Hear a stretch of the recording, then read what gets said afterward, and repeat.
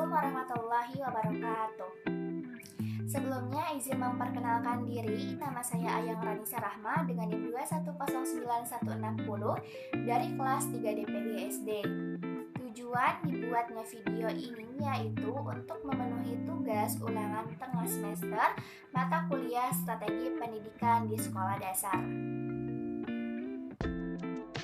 Materi yang akan saya bahas pada pertemuan kali ini yaitu tentang cooperative learning. Jadi, menurut Ben and Erikson pada tahun 2001 menyebutkan bahwa cooperative learning ataupun pembelajaran kooperatif merupakan strategi pembelajaran yang mengorganisir pembelajaran dengan menggunakan kelompok belajar kecil di mana siswa bekerja sama untuk mencapai sebuah tujuan pembelajaran.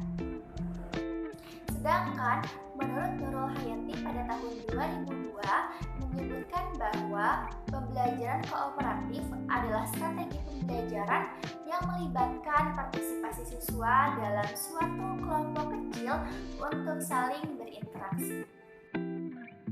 Teori para ahli lainnya, menurut Tom Vicevec pada tahun 1987 mengemukakan bahwa cooperative learning adalah suatu pendekatan yang menekankan kerjasama dalam kelompok belajar.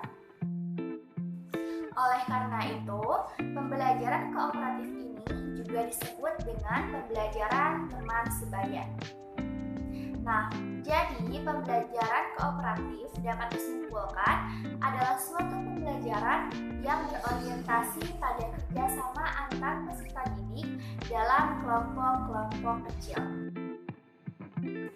Jadi saat ini itu ternyata pembelajaran masih dominan pada guru, di mana guru hanya menggunakan model pembelajaran secara konvensional seperti ceramah, membaca teks, atau membaca buku paket.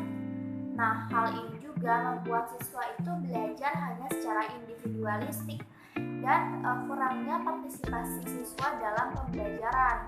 Karena di sini siswa hanya mendengarkan apa yang guru jelaskan ataupun juga hanya menulis apa yang guru perintahkan saja. Oleh karena itu, haruslah adanya sebuah strategi pembelajaran agar siswa mampu mengembangkan kemampuannya dalam berkolaborasi, bekerja sama, dan juga dengan adanya kebersamaan. Nah, dalam pembelajaran cooperative learning ini, siswa belajar secara berkelompok sehingga siswa mampu mengembangkan aspek-aspek sosialnya. Di sini juga siswa mempunyai kesempatan untuk berkontribusi secara aktif di dalam kelompoknya. Jadi, dalam cooperative learning itu, ketika sebuah kelompok belajar sudah terbentuk, maka siswa yang lebih paham akan menjadi tutor untuk siswa yang lainnya, akan menjadi tutor untuk teman kelompoknya. Karena di sini itu siswa tidak hanya bertanggung jawab kepada dirinya sendiri, tapi juga bertanggung jawab untuk membantu anggota kelompoknya yang lain agar mencapai keberhasilan dalam tujuan pembelajaran.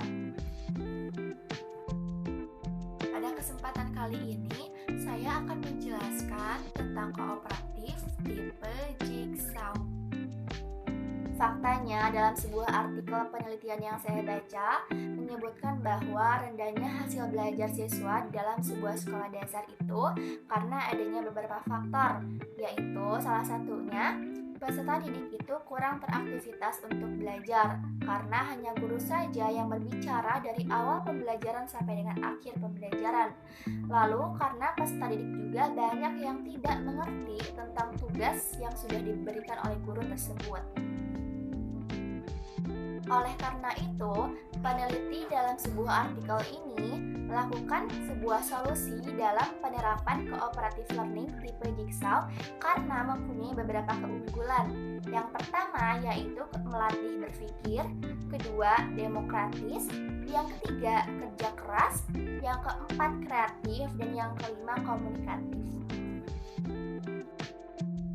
Dalam penelitian ini terdapat siklus-siklus dalam pembelajaran, yaitu yang pertama perencanaan, yang kedua pelaksanaan, yang ketiga observasi, dan yang keempat ada refleksi.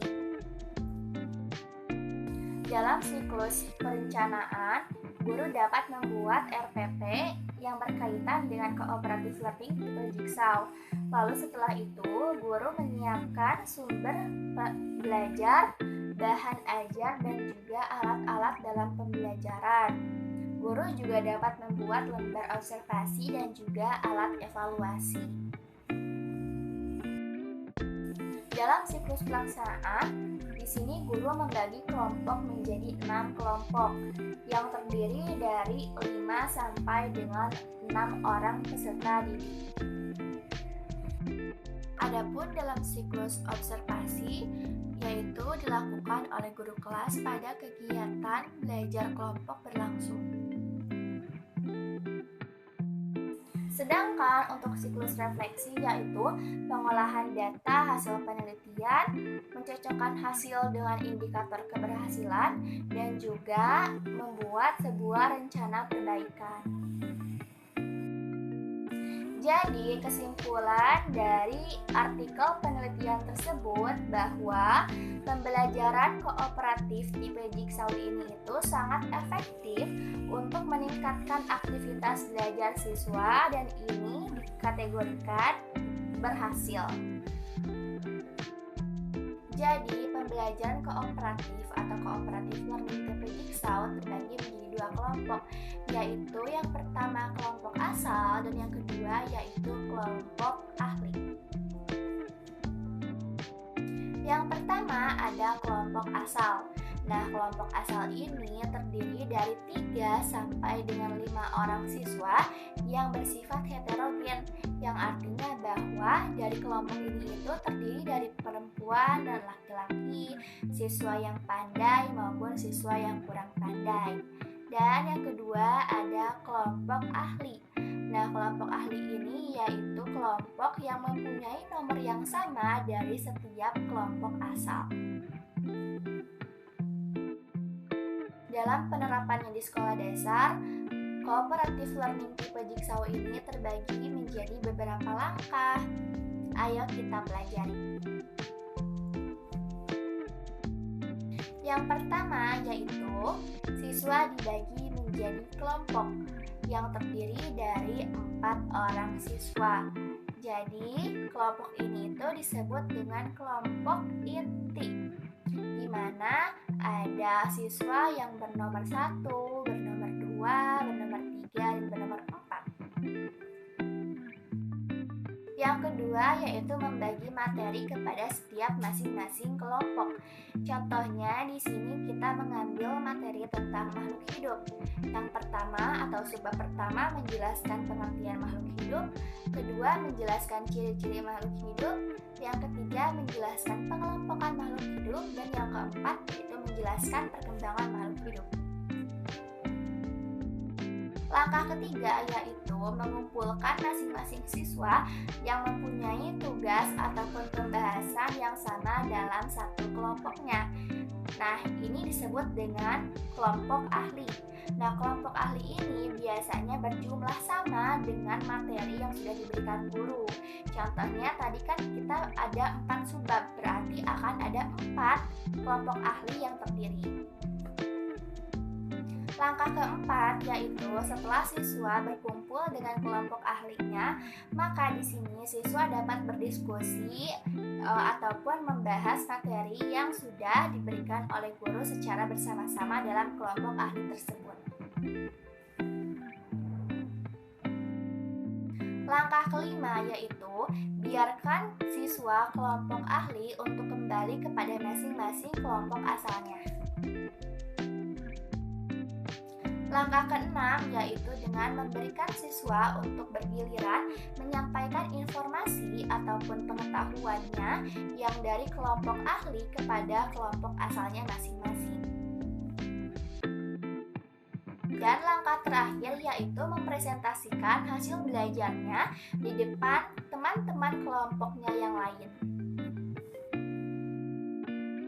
Cukup sekian materi yang dapat saya sampaikan. Semoga bermanfaat untuk teman-teman semua. Wassalamualaikum warahmatullahi wabarakatuh. Dadah.